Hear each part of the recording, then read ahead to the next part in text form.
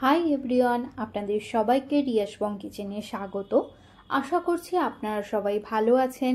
আজকে আমি আপনাদের সাথে একটা নতুন রেসিপি শেয়ার করব।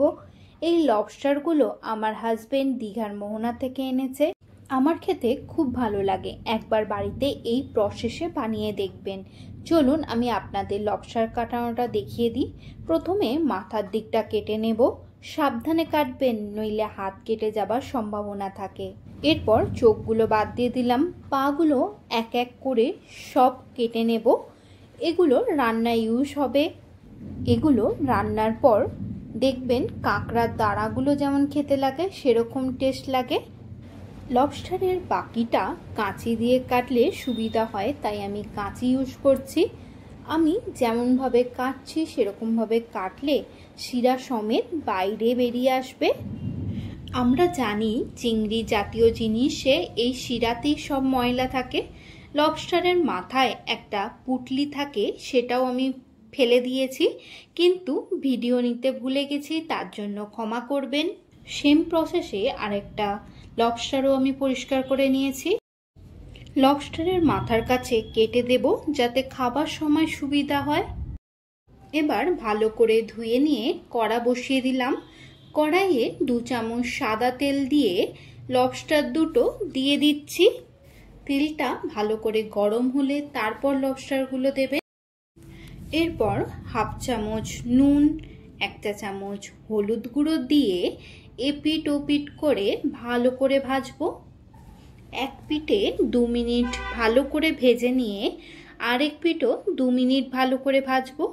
বেশিক্ষণ ধরে ভাজবেন না, নইলে চিংড়ি মাছ যেমন শক্ত হয়ে যায় তেমন লবস্টারও শক্ত হয়ে যাবে। আঁচটা আমি মিডিয়ামে রেখেছি। ভাজা হয়ে গেছে, তাই আমি এবার তুলে নিচ্ছি। লবস্টার রান্না করা খুব সোজা। আমি যেই রকমভাবে বানিয়েছি আপনারা যদি স্টেপ বাই স্টেপ ফলো করেন দেখবেন সত্যি খুব ভালো লাগবে। ওই তেলে লবস্টারের দাঁড়াগুলো দিয়ে দিচ্ছি। ভালো করে এগুলো ভেজে নেব। ভাজা হয়ে গেছে, তাই আমি তুলে রাখলাম। কড়াইটা ভালো করে ধুয়ে নিয়ে 2 চামচ সাদা তেল অ্যাড করলাম। ওই তেলে 2টো শুকনো লঙ্কা, 2টো এলাচ, 2টো দারচিনি, 2টো লবঙ্গ ফোড়ন দিয়ে 2টো বড় সাইজের পেঁয়াজ বাটা অ্যাড করে ভালো করে নেড়ে নিচ্ছি। পেঁয়াজ বাটা হালকা কালার চেঞ্জ হয়ে গেছে, তাই এবার একটা কুচনো টমেটো অ্যাড করে হাফ চামচ নুন দিয়ে ভালো করে নেড়ে নিচ্ছি যাতে টমেটোটা ভালো করে গলে যায়। আবারও একটু নেড়ে দিয়ে আমি চাপা দিয়ে রাখবো। আঁচটা আমি পুরো লোতে রেখেছি। 1 মিনিট পর চাপা খুলে আবারও একটু নেড়ে নিয়ে 1 চামচ আদা বাটা, 1 চামচ রসুন বাটা দিয়ে ভালো করে ভেজে নেব যাতে আদা রসুনের কাঁচা গন্ধটা চলে যায়। ভালো করে ভাজা হয়ে গেছে। এবার আমি 1 চামচ লঙ্কা গুঁড়ো, হাফ চামচ হলুদ গুঁড়ো, 1 চামচ কাশ্মীরি লঙ্কা গুঁড়ো আর একটু জল দিয়ে ভালো করে মশলাটা মিক্সড করে নিচ্ছি। জলটা আমি অ্যাড করলাম যাতে মশলাটা পুড়ে না যায়। মশলাটা ভালো করে কষবো যতক্ষণ না মশলার গা থেকে তেল ছাড়ছে।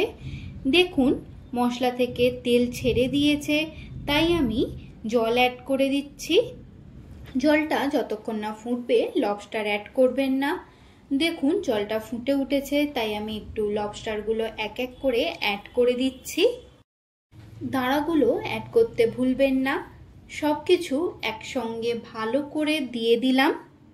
দাঁড়াগুলো অ্যাড করে একটু নেড়ে দিয়ে 5 মিনিট লো আঁচে চাপা দিয়ে রাখবো। 5 মিনিট পর চাপা খুলে লবস্টারগুলো আমি উল্টে দিচ্ছি যাতে 2 সাইডেই সমানভাবে সেদ্ধ হয়। আবারও আমি 5 মিনিট চাপা দিয়ে রান্না হতে দেব।